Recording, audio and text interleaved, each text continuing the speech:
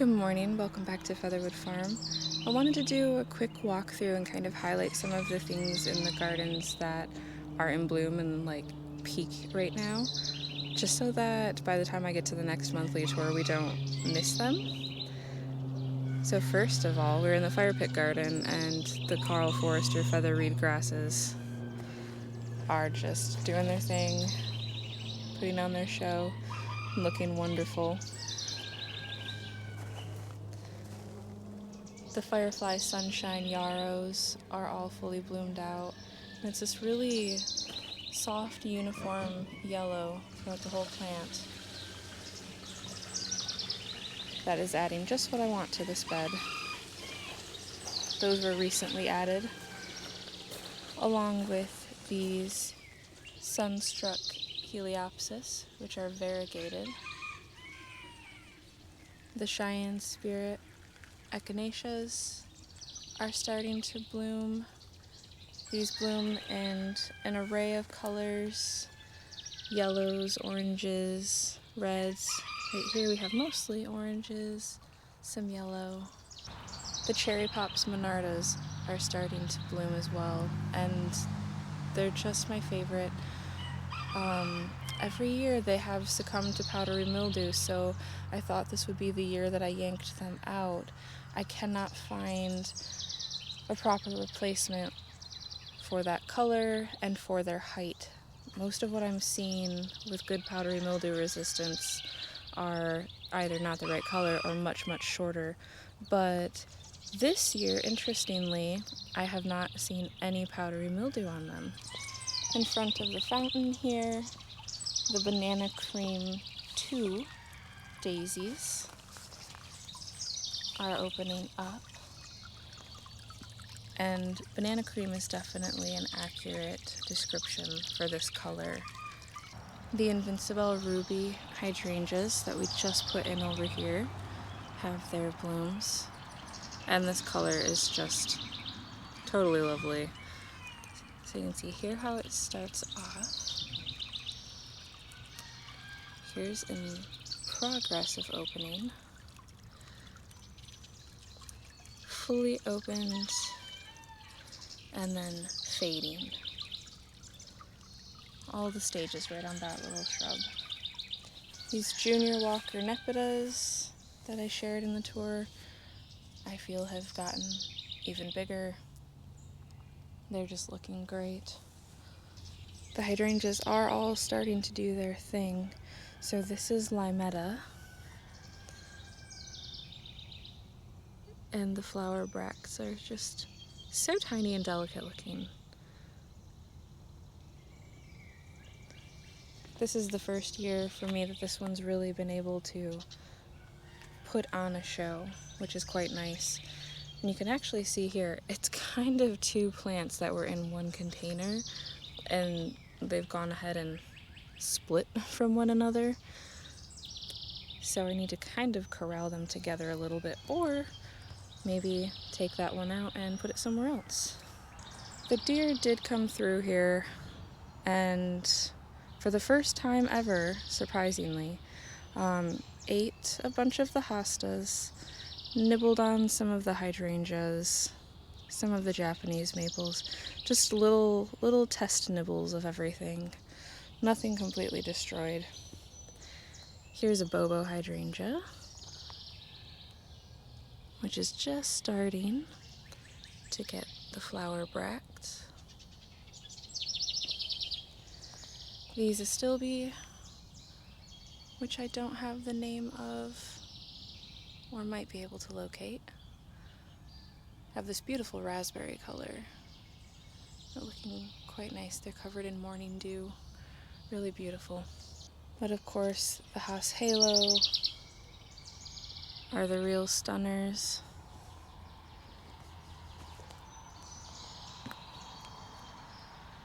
This is year 3 for them.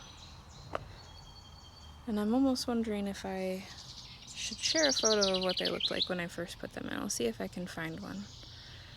But these are the false bracts opening up, and everything in here will open up to be true flowers that the pollinators absolutely love. So there they are closed, and here they are when they're starting to open. Actually, here's even more closed off. They're still green.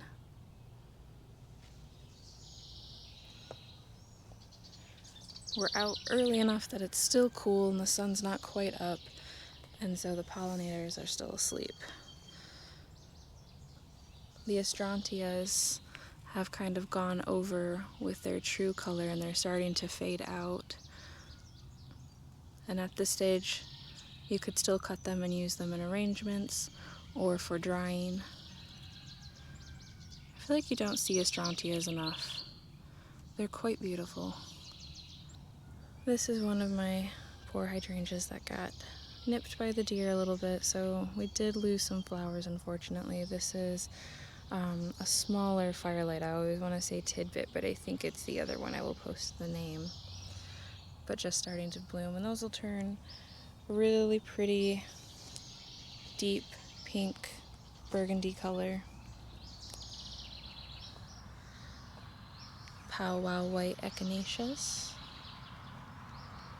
Very sturdy stems on these. And then the wild berry. Oh, look, a slug. Come here, little Kay. Get off of that.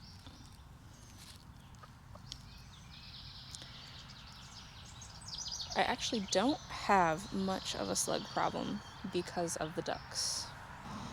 The back of this border over here is another, I believe, Limetta hydrangea.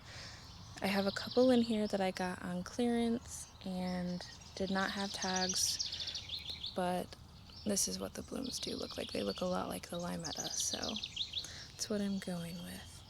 Just a couple nibbles as well. I have been keeping up on the deer repellent, and I think that's why things didn't actually get destroyed entirely, but it has been quite rainy, actually, so it's been hard to get in there and make sure things are truly protected. This is kind of one of my favorite areas right now. Everything is looking great. The opening act Pinka Dot phlox set against the darker blooms and foliage of the Midnight Masquerade penstemon, which are kind of going over. The Verbena bonariensis looking lovely in front of the avalanche feather reed grass, which is the variegated one. A bit smaller than Carl Forrester, but similar in their seed heads, and in that they are both quite straight and upright. And then in front of this stand of penstemon are the white wands Veronica, which are another pollinator favorite. And a lot of these wands are at different stages. A lot that are just starting to open, some that are going over, some that are somewhere in the middle.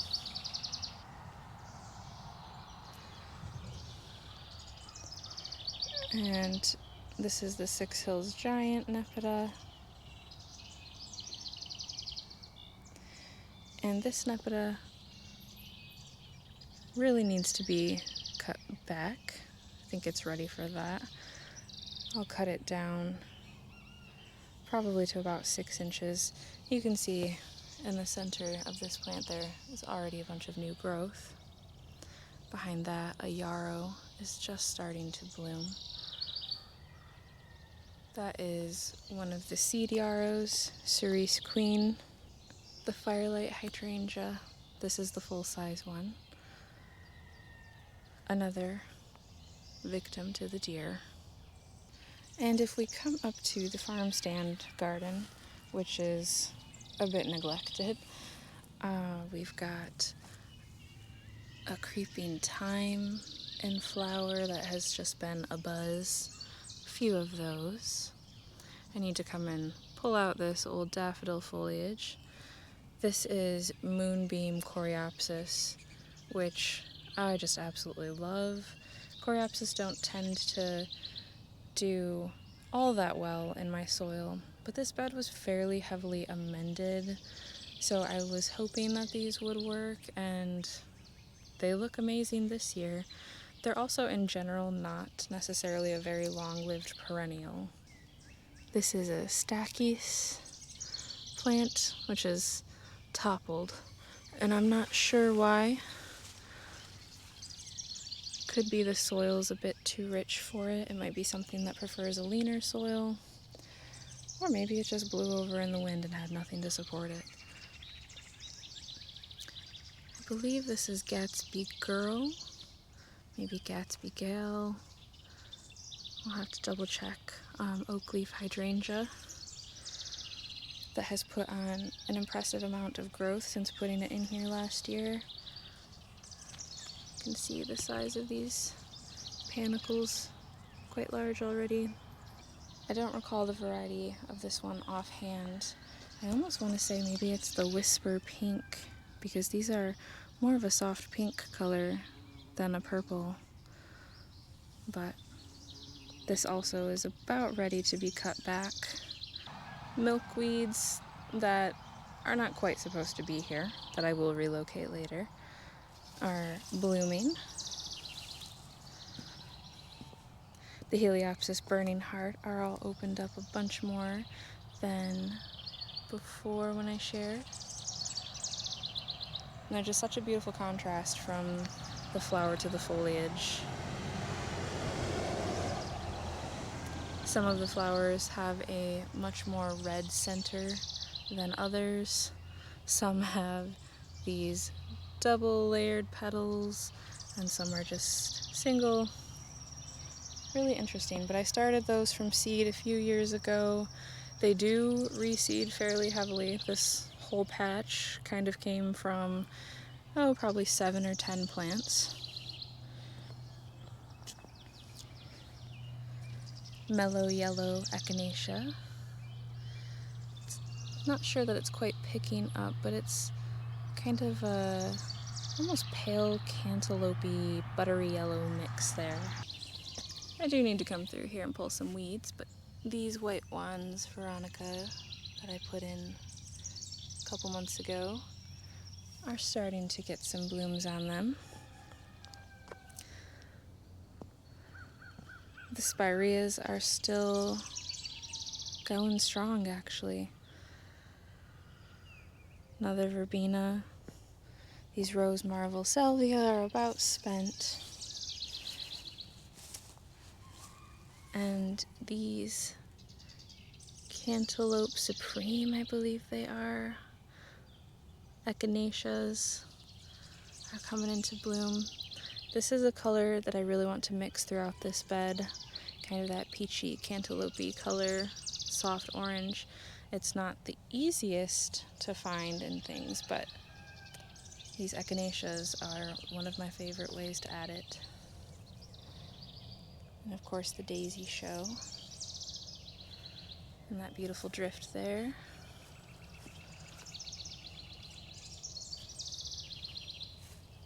The Eustacia Vi rose is still putting out blooms. I need to come through here actually and deadhead some of these older ones, and putting on quite a bit of growth. It's looking really nice, filling out in that container there.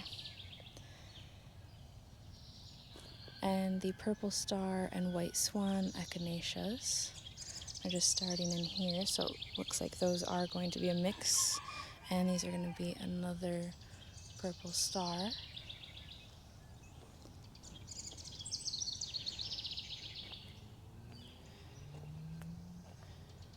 I don't recall which lilies these are that held over from last year. I might be able to find that and put that on the screen, but look how beautiful and complementary these lilies are, the speckling in the centers to the ginger wine 9-bark color. So I think those need to stay there because what a perfect match. Also the celestial night rose, which is just getting so many flowers per stem, has been doing its thing, looking quite lovely. So here's how obnoxious the deer were being. This is a monarda. they typically will not touch because they don't like strongly textured or strongly scented things. And yet they still came through and tried it. And I find that this time of year, this is really common despite the use of the deer repellent and anything, because the babies are starting to come out and they don't know any better. The babies will try everything. And so that's kind of why it's great to spray the deer repellent, so that when they're developing their taste for things, they realize they do not like that. So the Monarda in general, they should realize that they don't like regardless. More of the Cheyenne Spear echinaceas. This one you can see is more of a corally red color than the ones in the fire pit garden. And then ending with one of my absolute favorite flowers, and that is the bugbane. They're starting to open up. You can see they go from these cute little pearls to these almost dandelion fluff looking flowers. And these ones I'd say are about, at least 6 foot tall. And another pollinator favorite. They're also an excellent shade plant that you should consider adding to your garden if you have an area for them. And that's kind of a wrap on what's going on in the very first days of summer in the garden. A bit of a highlight reel, I suppose. But thank you for joining me today, and we'll see you in the next video.